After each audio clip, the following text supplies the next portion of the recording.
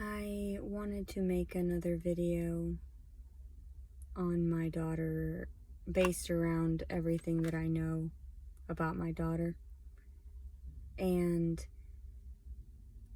just so that she can have that understanding of where I'm coming from as her mom, and the fact that I haven't been able to see her in 5 years, and the fact that everyone has told me that she no longer exists to me. The government states that all these different authorities, officers had asked me numerous times when I was coming out of bouts of psychosis. I remember their faces and them asking me, "Who's Terra? Who's Brandon?" And I was completely horrified. I was like, "What are you talking about? Like, I've already told you a million times. They're my family, I gave birth to her and I was married to him for a short time. Like, don't tell me it didn't exist, because I know that it existed because I have the proof in all of the photos and everything." So that was horrifying when I realized that people can mess with your brain that much to try to get you to believe something. And I'm like, well, I'm pretty sure my body displays a lot of signs from giving birth. So, and my psychology now, my chemistry and the differences in the way that I'm more sensitive toward children in general, and approach it, gently and softly, and more compassionately than I did years ago when I wasn't a mother. So I wanted to give her a clear outline of my perception of things. I had gotten accidentally pregnant with her January 2012, after I had a scope done in Hope, Arkansas, that Brandon had driven me to. So then thereafter I found out, because they had also switched my birth control pill brand, so I switched the brands and I didn't think about anything. I was with one partner and that was it. And then we got pregnant, and I was really distraught. I didn't know what to do at that point. I was already at approximately 200 pounds at that point, and I knew that I was not physically fit enough to have a child at that time, and I wasn't doing well emotionally because I was suffering through bouts of depression being around Brandon and his lifestyle, and he was very sedentary, and I was usually on the go when I was single, doing this and that, or trying to be with friends, and going to college and working 2 jobs at that time. And then he moved in with me with no job, and moved right into my place after a month of knowing one another, because I thought I was in love with the manipulative liar, because I didn't know anything about this person, come to find out. So we got together in like fall of 2010, and then by January 2010, because I don't think it was 2011, but it might have been 2011.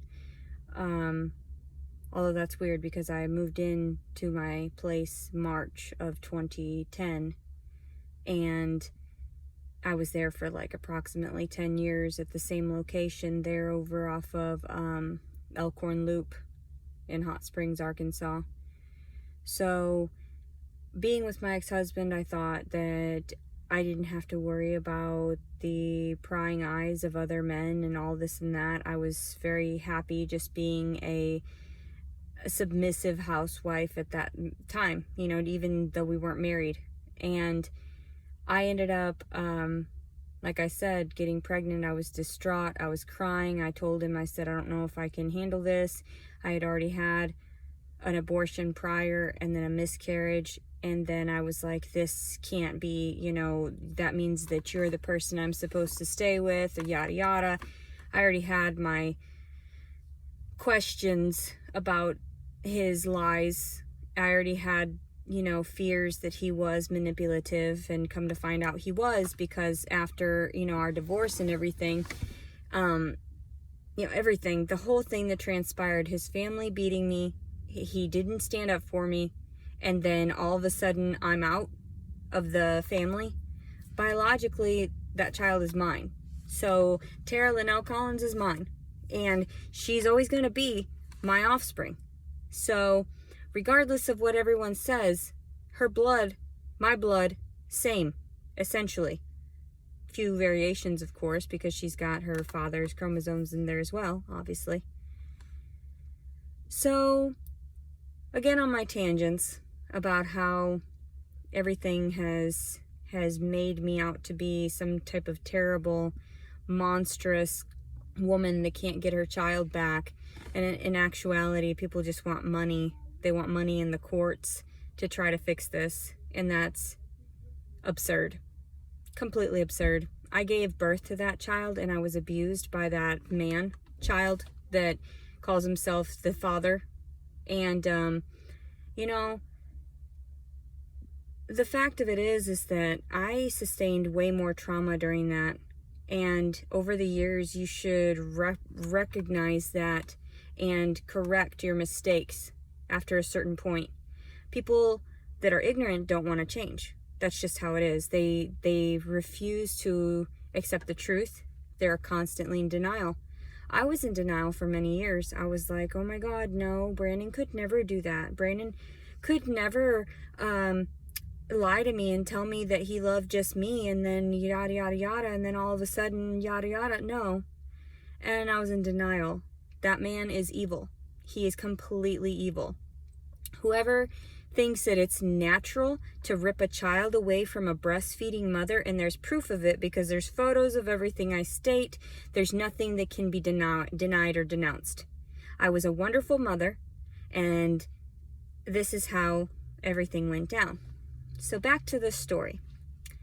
I remember sitting in the bathroom at Elkhorn, and I'd just taken a pregnancy test, a urine one, and it came out with a very faint line of positive, and I was freaked out. I was like, no, I'm 25 years old, 24 at that time, actually. I couldn't, this is crazy. No, I barely know you, my ex-husband. No, he's like, no, I'll always be there for you. I'll always be there for you and the baby. I love you so much, blah, blah, blah, blah, blah. All these lies. Because, when you marry someone, it's for better or worse. And then you just divorced me when I was going through a mental break because your family beat the shit out of me, and I just couldn't cope with it anymore. And I was taking it out on you, and also cheating on you. And I openly told you that. And you were just like, okay with it. You're completely fine with it, which was horrifying. That's when I realized you just didn't care about me at all. During the entire relationship, you used me. So from the very beginning, you needed a place to stay. And then we were sleeping together. And I realized you were cheating on me for much longer than I was cheating on you. And I was like, whoa. Yeah, that's right. We shouldn't be together and raise a child. But that doesn't denounce that I should be in a part of that child's life. Who gave you the authority? And they were like, oh, the judges of here in Hot Springs, Arkansas. Bang, bang, bang. They're the ones. For real? Did you research these individuals that you were discussing? Did you realize that I was actually a good person that was very competent and very intelligent and knew exactly how to tend to a child? And the only things that were keeping me from progressing were the words and actions of my ex-husband at that time, whom at that time was manipulating me, stealing all of the money for the income taxes for that child, not tending to that. I always put in as much effort, both through housework and everything. If you denounce that as work, that in itself is hypocritical, because I tended to that child 95% of the time. And then you just ripped her away and assumed that it was going to be for the best of the child and best for the mother. And it's like, what are you talking about? You're taking the words from someone that tried to murder me and left me with 2 loaded guns, and it's proven.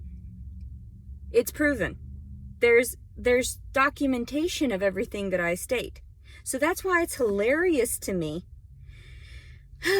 Okay, back to this story. This guy, so Brandon Kelly Collins, we were doing it, and we accidentally got pregnant. I was 24. He was only 22 at that time or something like that. He's 2 years younger than me. And I thought he was amazing. I thought he was everything. I was like, okay, I'll do anything to be with you because I love you so much, and I feel like you're just awesome. Like, everything about him I thought was amazing. I was so blinded by whatever falsified love that was, that in all honesty, I just woke up during the last year or so, where it's like I realize now he never loved me, and he's in love with someone else, and he married that someone else, and he now has a family with that someone else. And my daughter is going to understand that from my perspective as well, as a broken-hearted woman, because she'll have her own dealings with men come adulthood. So anyway, I mean, if we're all around that long, that's what I'm saying. Like, anything could happen at any moment, because here I thought I was in such a delusional state that my family loved me, and my ex-husband loved me, and his family was cool with me and whatever. This is what happened.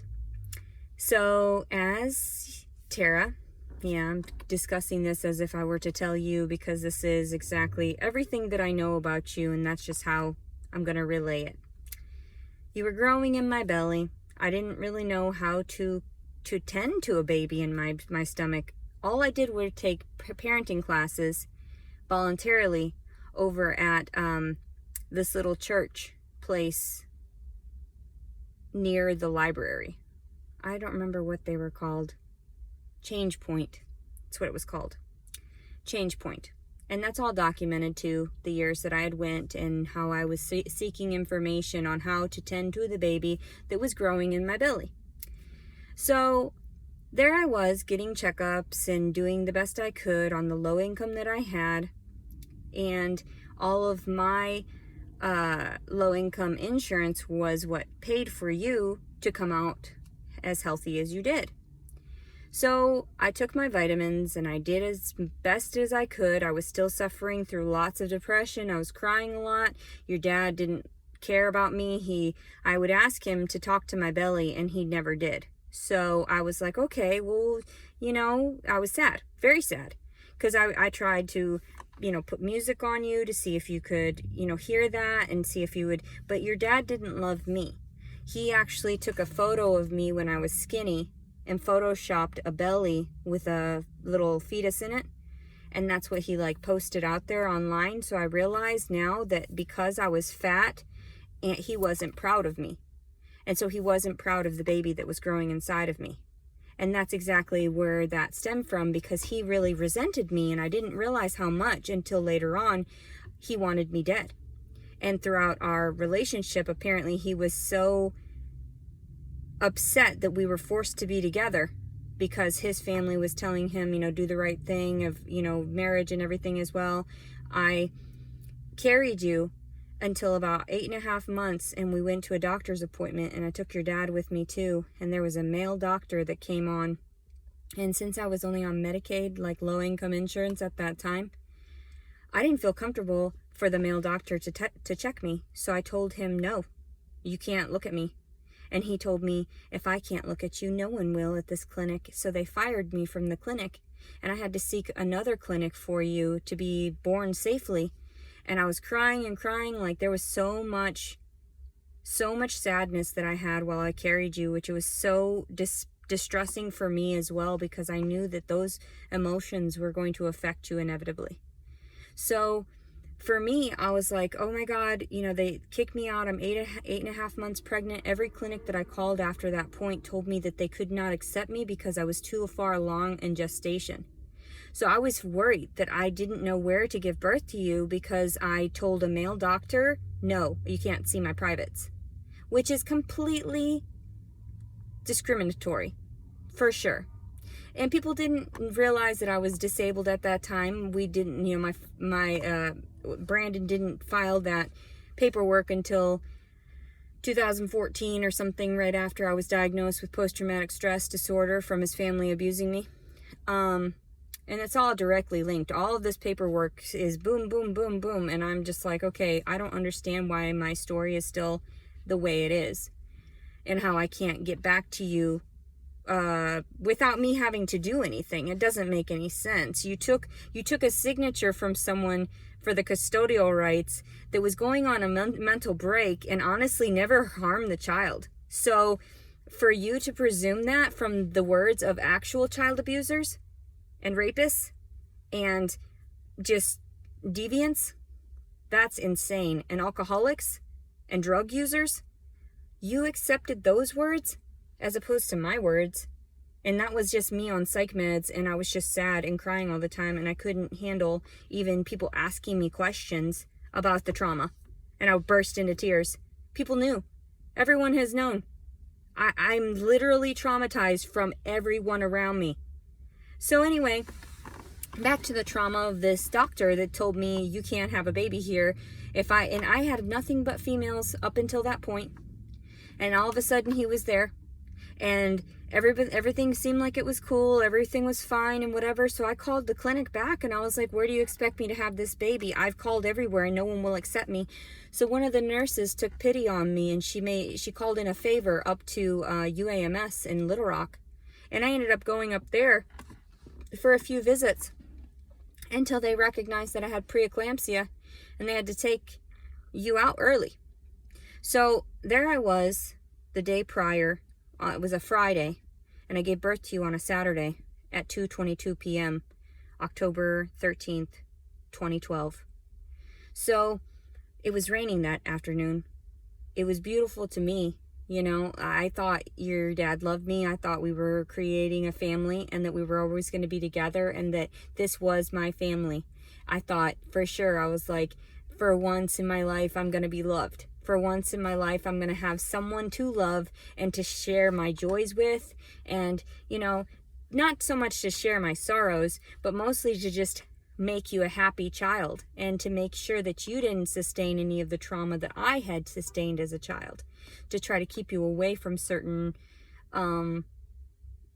strange encounters, especially with incest and all of that, because I knew that your grandmother was walking around, because I met her, and she would walk around in a t-shirt with no bra and panties on around your dad.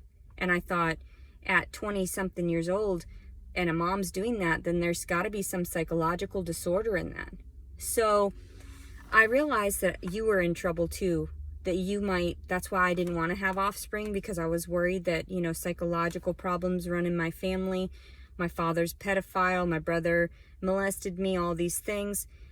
And then, like, your and then on your father's side, the paternal side, the things that I was seeing and the psychological distortions that actually were never categorized, they were never, like, how is it that nobody has sought therapy after so many years of trauma?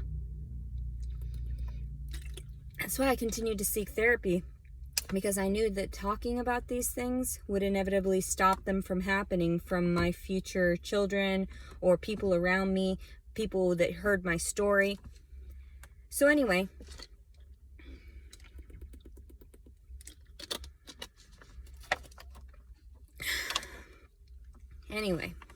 back to it, because I want to get this over with, because I don't know what's going to happen to me any day, any moment.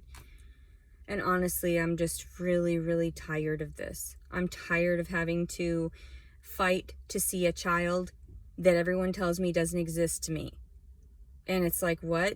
I'm pretty sure she does. I'm pretty sure I can prove it to you. I'll give you all the information that I know on this child. She was born, like I stated, at 2:22 p.m. on October 13th, 2012. She was 7 pounds even. She was, I think, 19 inches, something in that range for height.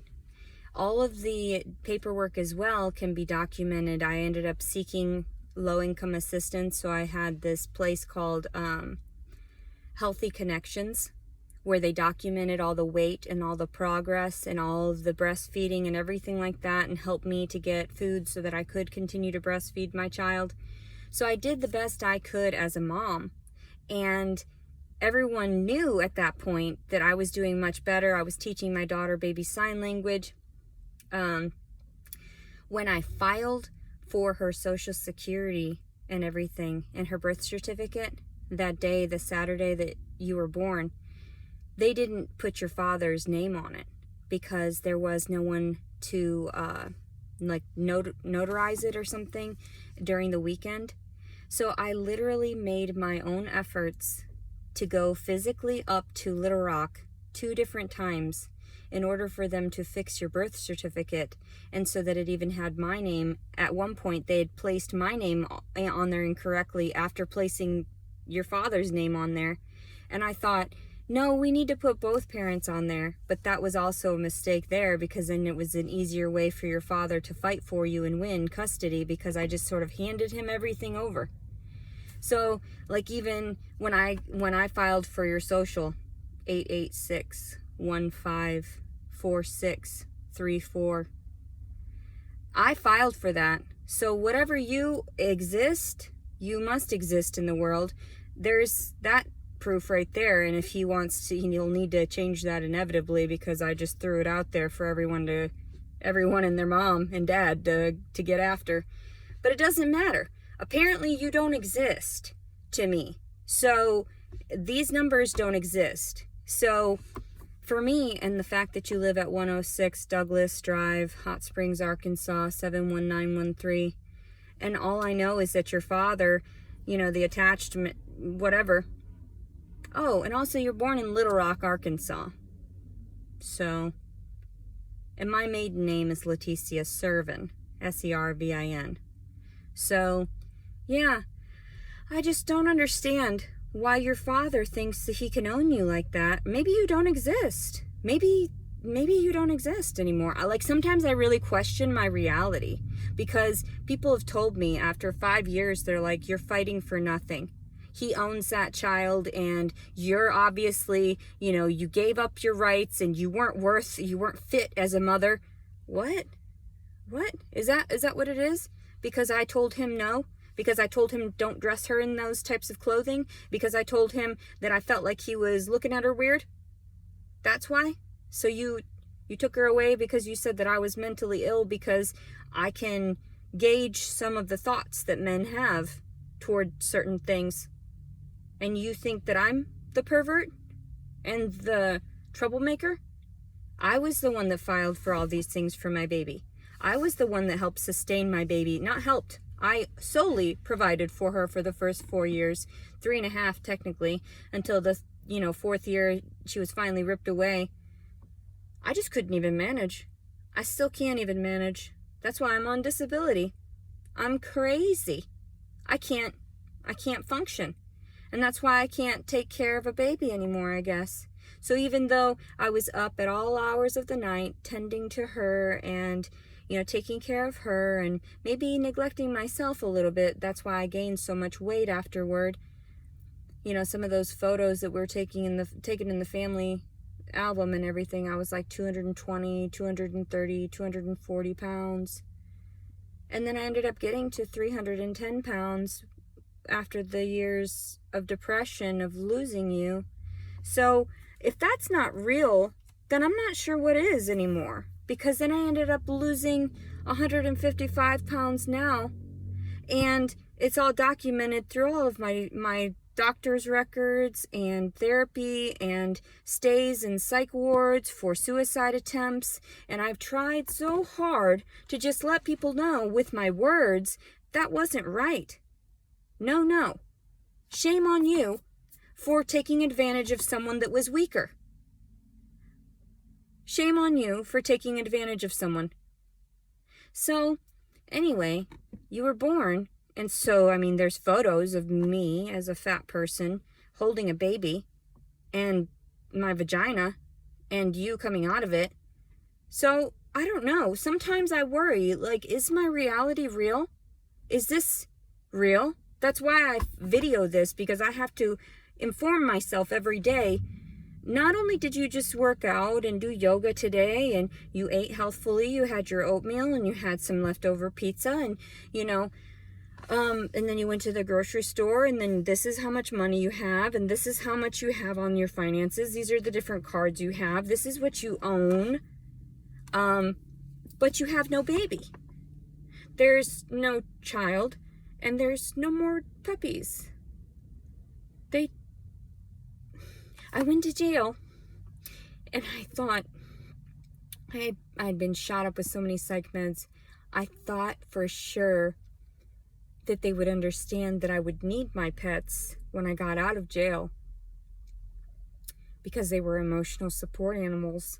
And I thought they would never take it away from a disabled citizen who just was trying to speak out with whatever dramatic way she could and to express her emotions as honestly as possible, that I want to kill myself because I had to deal with such piece of shit people here in Hot Springs, Arkansas. So, anyway, back to this story. You were in danger. I had preeclampsia. I gave birth to you. I ended up getting an epidural. I was dilated to 6 centimeters. And I wanted to hold your dad's hand, but he was too sleepy and he didn't want anything to do with me. So I was trying to get to the rest of the 10 centimeters on my own, but it was very uncomfortable because I hadn't worked out before and I hadn't done any type of exercises and I didn't do any type of, the breathing techniques for giving birth. That I can't remember what they're called. It'll come to me in a minute. Wow. I am so traumatized. Like, anyway. So I gave birth to a baby and I loved her very, very much. I didn't even want them to take her out of the room. I was so nervous. I didn't want them to give her any shots. I didn't want them to touch her. I didn't want anyone to touch her. But we had a lot of people that came into the room and were congratulating me because they said it was such a pretty baby. And I was like, okay, cool. And I just wanted to love my baby. And everybody knows I'm very, very antisocial now. And so I try to be polite and happy to other people and everything, but I was like, can I just have what's mine and can I just keep it away from everyone else and keep it safe? It's kind of like that hoarding. My father has, mental issues with hoarding and things like that.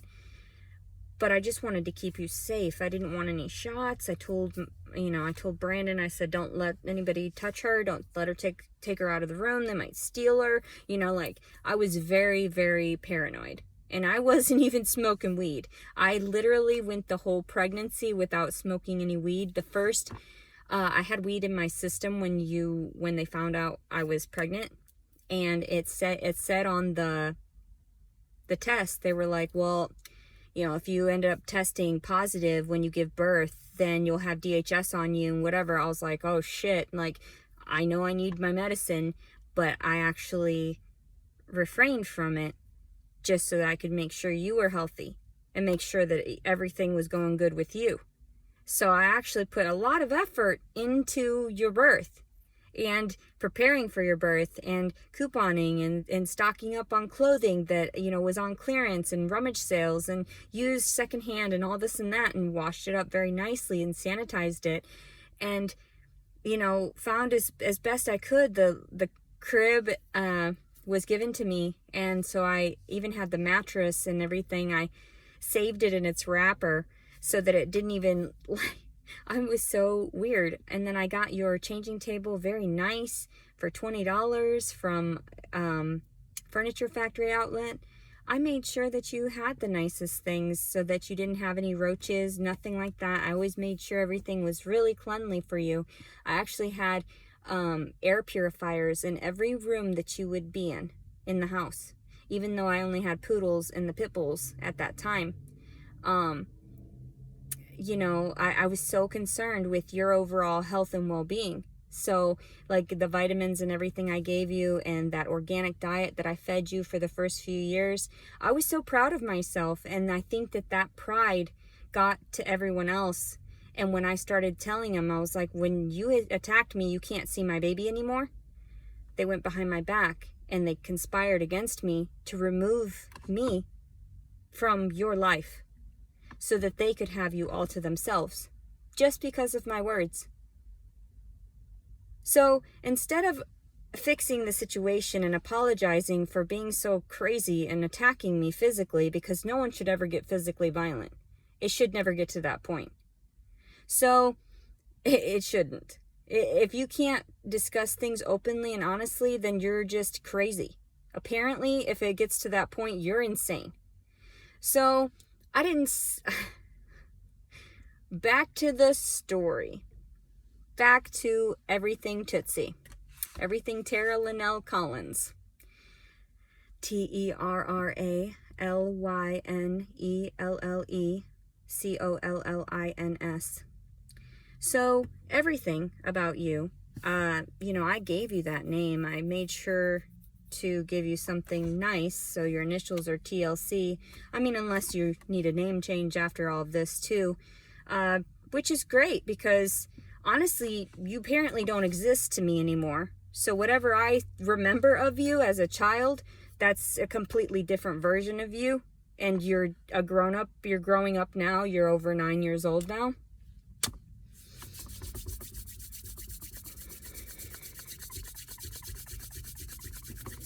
So, I let your dad walk all over me during the entire relationship. While I would sit at home and breastfeed you, he would be out gallivanting with his friends and going to concerts. And that's also proven too. So, when I was at home, I thought, you know, he's a hard worker. I'll massage his feet. I'll get his dinner ready. I'll fold his clothes. I'll do this and that. I'll make sure everything is tidy for him, so that, and I even gave him baths. Okay? Like washed him in the tub. So I thought I was doing my best to try to maintain your father and maintain you as well, and doing my best. Of course, I wasn't affording for anything financially at that point, because I had already, like, I put in enough effort at that point that I had maintained through the allotment that I had. So, you know, through student loans and through this and that, and trying and working 2 jobs and everything, all this stuff, the savings that I had and used. So, after, you know, rationalizing what had happened, and he was setting aside money and whatever to get away from me, I realized I went through a mental break, but it wasn't my fault, because his family's deranged and they shouldn't have physically assaulted me. So, that's crazy. And everyone who assaults someone else over words, that is mental illness. So whatever everyone presumes about me and my distortions and my mental illnesses, let me tell you how it really goes down. And then these liars will convince other people, because they're not really all there either, to do what they want. And then everyone's screwed over. Everyone is screwed over. So, you know, this is the years that have happened after the fact that these people are so gracious, so nice, so kind. And I'm being facetious. I'm being completely facetious right now. So, anyway, back to the story. You were nearly dead a couple times because you had the monitor that was plugged on your head after I got the epidural. Your blood pressure went so low, and mine went so low, I couldn't function. Like I was going through some type of weird seizure-ish thing. I don't know what it was. It was sort of like a weird, I just remember being asleep, like not really knowing. And then I saw people in and out, and I knew they were touching me, but I couldn't feel it. So I was worried for you. And then later on, like this was the night of, during that time, that Friday into the Saturday, and when you were finally born at 2:22, I had actually gotten to 10 centimeters at 2 o'clock, and you popped out in 20 minutes. That was it. Like a couple breaths. The doctor wasn't even in the room yet. It was just the nurse. And by the time the doctor got in there, you were sliding out. And she was like, don't push. And I was like, I'm not. Like, I'm not. You wanted to burst into the world. And so that's actually pretty funny. I love you so much. I wish I could share the positive notes with you in a positive way. But apparently you don't exist. So, like, whatever this is, Terra Lynelle Collins, this is for you. Because all the pictures that I remember and all the paintings that I drew and all these different things, apparently you don't exist to me. So, and I gotta rationalize that every day of my life, because I can't see you because of the words of your father and the actions of your father, and solely your father. So, which is kind of funny, because the karma will come. It always does. I wish this could be over with so I could just see you in this day and age and not have to relay these terrible videos to you. But it doesn't matter. These are the honest facts about me that have happened since we've been apart, and it's going to continue to happen. I'm going to continue to chronicle everything as a progression of my insanity. So everyone understands, this crazy bitch mother, the one that hurt her kid, the one that strangled her kid, the one that beat her kid, I didn't do any of those things, mind you. None of those things. So the funny thing is, whatever y'all say, I was actually a really fucking amazing mom. And actually, I've gotten a lot of people's kids who want me to be their fucking mom. And I'm like, bro, back the fuck up. You didn't pop out of this. You ain't mine. So I try to explain to kids, like, yeah, I can be your friend and whatever, mentor type stuff. But honestly, like, I'll give you advice, but I cannot afford for you and everything. I can't do anything of that nature. I can barely afford for myself. All I can do is express to you how terrible the world is and how you need to do things to maintain in order to progress. Otherwise, you'll end up like me, or even worse. So it's just like one of those true horror stories of things, and I'm just like, okay, hold on. Let me tell you a couple things. And it doesn't even matter. And yada, yada, yada. And you think that it does, being a good person a majority of your life, but they'll still screw you over in an instance over a falsified document, like a falsified signature on a document. And I'm like, okay, whatever. That's their own karma they'll have to deal with when they meet the maker. So, and I've passed over and come back so many times, I realize, I keep asking, why do I keep coming back? I don't understand. I really don't get it. And one of these videos I'm going to do just based on all of the attempts that I've had and everything, and so that everyone understands why, how, and exactly why I keep coming back, apparently. Anyway, which I don't want to. I wish this last time will be the last, because that would be great. I would love it. So, back to the story.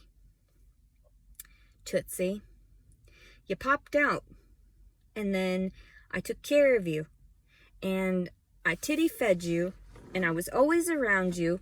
I only let your grandparents watch you one time when I went to the movies with your dad, and I don't remember how old. I remember I made sure everything was by the book, essentially, through, like, your caregiving.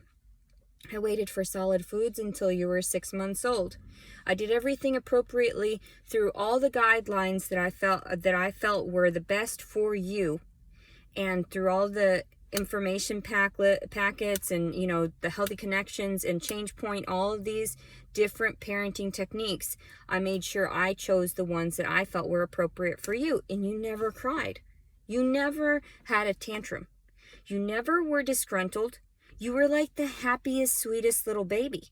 And I thought, oh my God, I'm so blessed, because I never even, like when I would put you in the car seat and stuff like that, I always made sure you were so good. You have your toys, you've got all your stuff, you're just the cutest little thing. We always have your bag packed and with every little thing.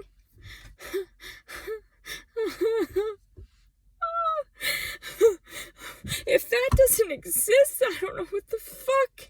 Anyway, mental break. Mental break. Apparently I'm not a fucking mom. Apparently I wasn't worth having a fucking kid. And apparently that kid doesn't exist. What? I remember what your hair smells like. Anyway, I was always nervous to ever be abrasive with you in your body. So at one point you were still like a year old or so and you had like cradle cap. And I did not want to scrub it off. I was so nervous it would hurt you. And even like your first baths, I told your dad, I need help. I feel like, what if I passed out as I was giving her a bath? You know, because sometimes I get so overwhelmed with emotion that I've passed out and fainted before. It's happened. People have seen it. And sometimes I get so overwhelmed with cuteness that I'm like, oh my God, but what if the cuteness gets hurt? And I go black.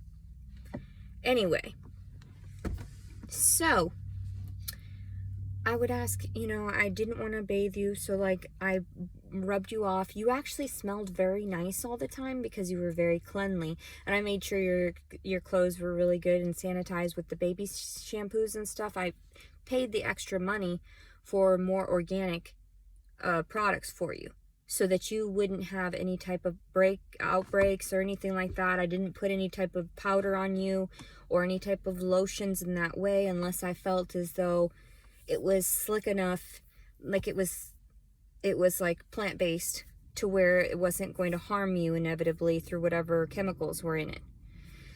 So I was really cautious with you, with everything, your clothing, all that stuff too. I always washed it before you wore it and made sure that your bedding was nice and put up every evening so that you could get back in it. And then I started getting more depressed, and your father would come home and you'd be watching TV and I'd be asleep for like 20 minutes before he got home. I just couldn't make it. I was so tired and overwhelmed at that point because of the assault that I was just not doing well. And it was all after the assault that all of the things happened between me and your dad. So, like the aggression, I hit him in the head with a saucepan, you know, the things that he had done to me in my sleep that weren't okay.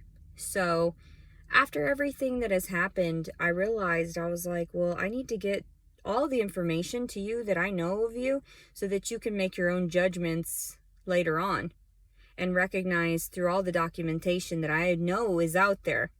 You can find it. And I'm like, here's your little treasure hunt. You know, if you want to know about your biological mother, here it is. I loved you so much that I gave you I was so overwhelmed because I knew that you were going to be growing up and you were going to be learning and everything. I loved those little people toys with the little fat people and the little cities and everything. I wanted you to have them all. I like, it was a goal of mine to at some point collect them all so that you could store them and have them for your own child later on. And it got overwhelming for your father. And even with all of that, he thought that I was just cuckoo and all the time, just everything that I had done. And I saved everything from like diapers that you had worn or like diapers from the set that you had worn. It was actually like the cover up is what I saved, and like different outfits. And I was so sentimental. I wanted to keep everything. I wanted to know, like, if I had another child too, I didn't know, you know, that I would want to save that for her.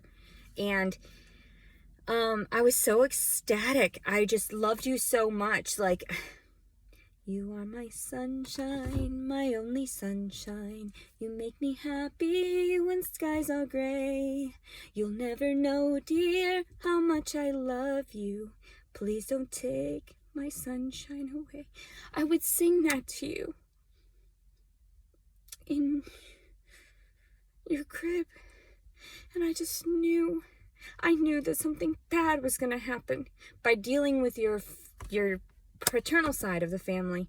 And because I'm so sentimental and I'm so open and honest with my emotions, I had told, I was on hydrocodone, the story's out there in one of the videos, but I told your grandmother, your great-grandmother, I felt like they didn't love me enough. And because they never got me gifts for Mother's Day, but they got your dad gifts for Father's Day. So I thought, okay, I'm obviously not liked that much, even though I tried very hard to just be around these people and comprehend where they're coming from and try to be a part of their shit family. But they didn't like that so much. So the grandmother started crying. They left, went home. They called their son, Shannon, your grandfather. He told your father, Brandon, that they wanted all their belongings back, which was the van and the deep fryer and the shampooer. And I'm like, okay, fine. If you want your material belongings back, I'm going to grab my daughter's things while we're there, and then we're going to cut out, and then you just won't see the baby anymore, because that's crazy. Like, the way your attitude is, not cool. You're going to cry. You're going to ask for shit back. You're children. That's what you are. You're going to cut me out from being able to take my daughter to her doctor's appointments, because at that time you were like 2.5 years old. And so anyway, these crazy monsters wanted their belongings back, and we went to go drop them off. Your father stood there holding you while his cousin, that Brandy Pritchard Collins, came up to defend the grandmother, stating, yeah, I heard you made Glenda cry. Like, that's all I hear is just screeching nonsense, and then her fists all over me. So anyway, and people know I don't fight back, because I'm just like, I'm above that. I don't even need to, and if I did, you'd be fucking dead.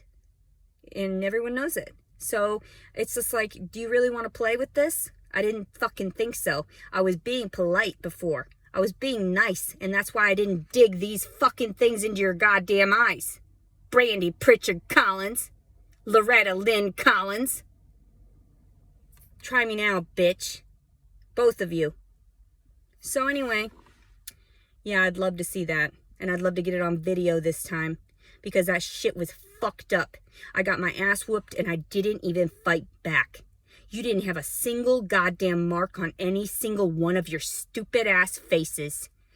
And that's where I go for the first place that I go for. So knowing that I was that far overweight, knowing that I wasn't truly myself, knowing that I was on hydrocodones from the dentist, no one saw it from my perspective. They saw me as the threat. And I thought, how can you be that incompetent? I'm literally there to pick up my daughter's belongings, to leave civilly, and everyone else physically assaulted me. And that's why I called the police. Why else would I have called? I called. So, as this is all on documentation, and then they arrested me because they're that ignorant, and they took the words of the homeowner, and they said, oh no, she came over fighting, blah, blah, blah. No, I did not. I did not. And that's proven. It's proven. And all the times I've discussed it, and everyone said I pushed the grandmother. No, Glenda. You had the sippy cups. I had the tops of the sippy cups. And you were yanking, and I was a yanking, and I let go. And you stumbled back and fell on your ass, and you just couldn't take it. Ha ha ha. I laugh now. I didn't laugh then. I was concerned. Are you okay? Was everything fine? But you haven't been concerned. You didn't care that it's been 5 years that I haven't seen my baby. How else would a mother get by? So if you're shit moms and you allow that to happen to children and the parents to the children and everything, that must mean that you're the devil. That must mean that you need to be cleansed from the earth. That's all I sees.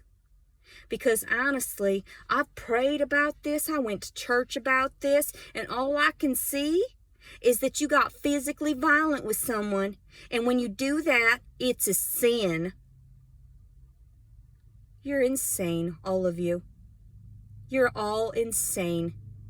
And, okay, so after all of that, I couldn't really very well take good care of my child. I was going through PTSD, severe PTSD, but there was nothing I could do. And then your father told me, I just don't believe in the constructs of marriage. We'll be together in the end as a family, always together. And then he got a restraining order against me, and then got married to someone else 2 years after that. So I had to rationalize all this, and I was like, whoa. And then the loaded guns, and then I was like, the only thing I can do is speak with my words, my freedom of speech, because nothing else is happening, and there's no money to go around for me to just get my baby back when I shouldn't have had her ripped from me in the first place. So I'm pretty goddamn sure that I was the one that tended to her every need, and I was the one that made sure that she was going to progress in a better way than her parents. But that's not happening anymore now that she's in a public school, and I've informed people I don't believe in public schooling because I was raised in a private school and the way my child should have been raised. But then my ex-husband didn't see that I was, providing financially. How couldn't I have provided financially after you put me on disability? I get a check now. I can put that check directly toward my child, and if my child would have been on my custody, I would have gotten assistance for both me and the child. And then I would have gotten back up on my feet, and I would have been able to progress in such a way where I had a place to stay, and my child was in and out of my life, and you could have had your stupid whore.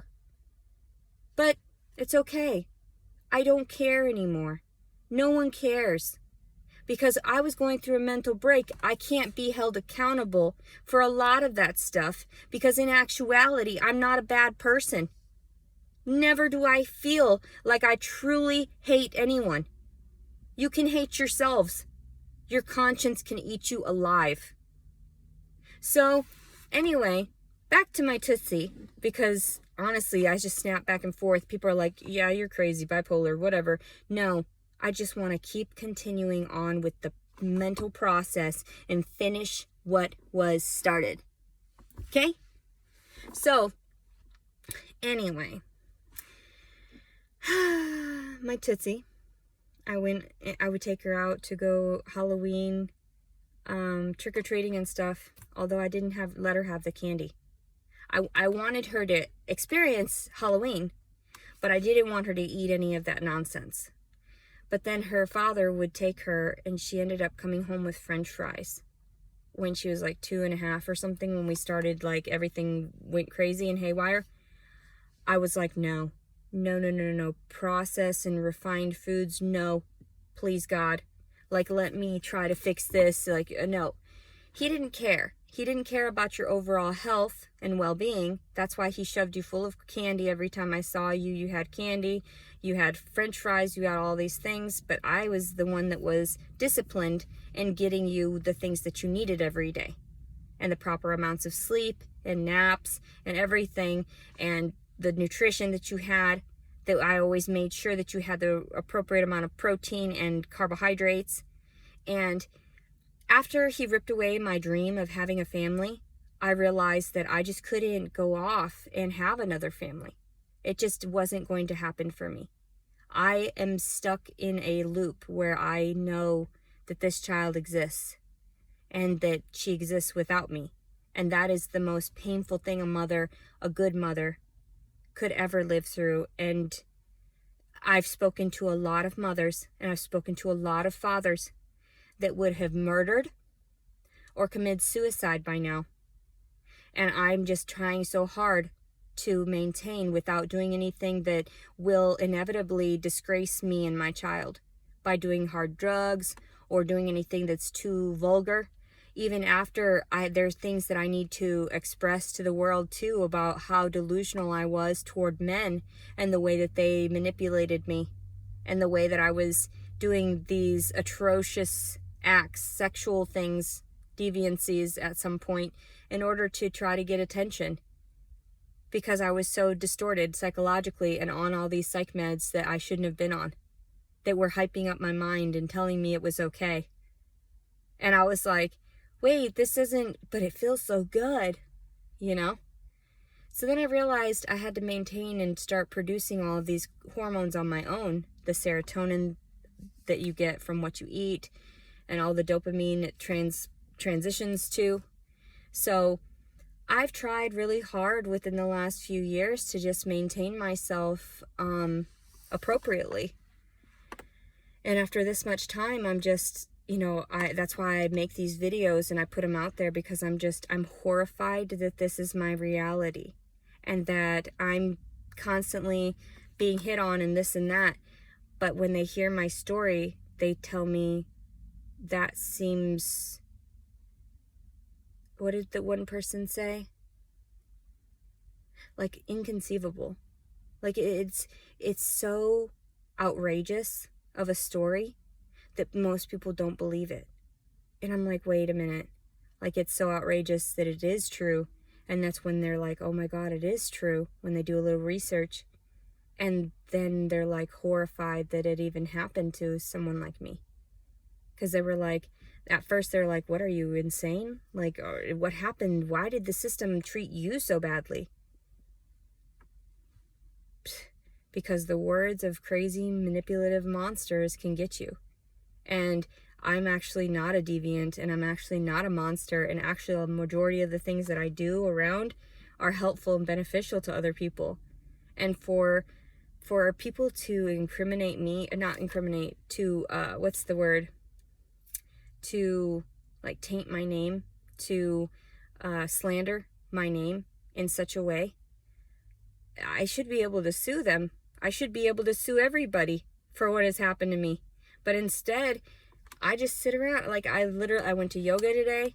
I worked out today, all of my muscle groups as best I could, because I haven't worked out in a few weeks, like properly in a week and a half, maybe 2 weeks. So, but for me, I don't feel good. Like, after a week, you just don't feel good after not working out. It's something that you have to progressively do. So anyway, after even during the divorce, I had told your dad too, I was like, I started going to the gym, like everything's going to be okay. And he just wouldn't listen to me. He would always be on his phone. Even when the whole situation with the doctor, he didn't want to confront the doctor at all. He's just such a pussy. He just stayed on his phone, just stared at his phone in the corner of the room. And while I cried, and while I was reprimanded for not letting another man in my vagina. Like, what? Wow. That is the most cowardice thing I've ever seen. Like, there's not the most cowardice, but him holding the baby while I got my ass whooped, that was the most cowardice thing, because I had I could not imagine that my partner would not defend me in such a way.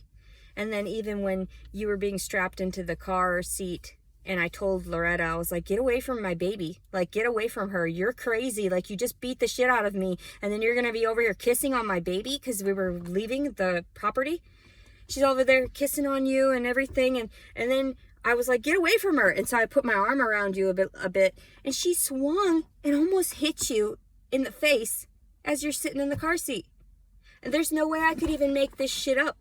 That's actually the funniest thing, because I'm like horrified that this exists in my mental space. The things that I've seen and felt and heard, and I have to deal with it. So anyway, Toots, there's your bit of information. There's your hour of information for this. And I don't know, apparently you exist out there somewhere here in Hot Springs, Arkansas. I've been trying to get it back to you, but nobody wants me nobody wants me near you. So apparently I have to be a billionaire in order to get the system to work its magic and do what it needs to in order for me to get what I need. Like all my belongings back, like my companion animals that they stole from me, from a disabled citizen, because they took the words of some BS and they were like, she's a criminal, warrant, put her in jail for her words. Whoa. So backwards. So backwards. I'm literally explaining the story to you people, and you're like, the victim gets the fucking, the hole. The victim gets the hole. Keep the victim away from, what? Give me my baby. What's wrong with you people? Like, literally, give me my baby back. That's insane. You people are crazy. So anyway, have a blessed weekend. It is Saturday, November 6th, 2021. And yes, more mental breaks. Having another mental break, just having some anxiety, and just expressing myself. Expressing my trauma. Expressing how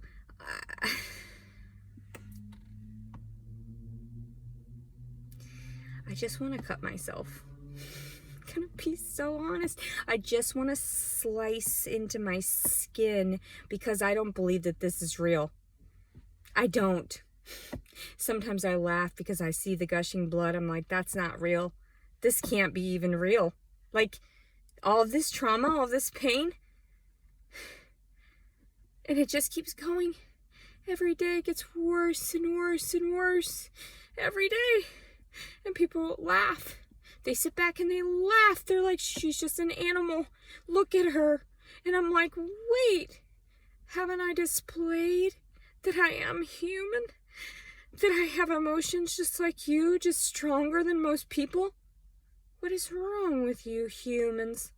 What is wrong with this picture? What is wrong with all of this?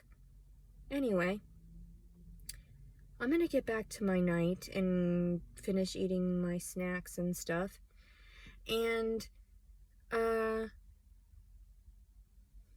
so scarred.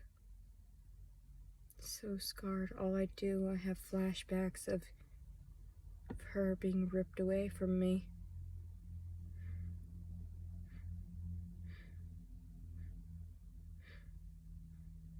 So, the progression in the years is just getting worse. Years without her, it's just getting worse. I know she exists. I know she's real. But sometimes I don't. And I don't know where I am or what's going on.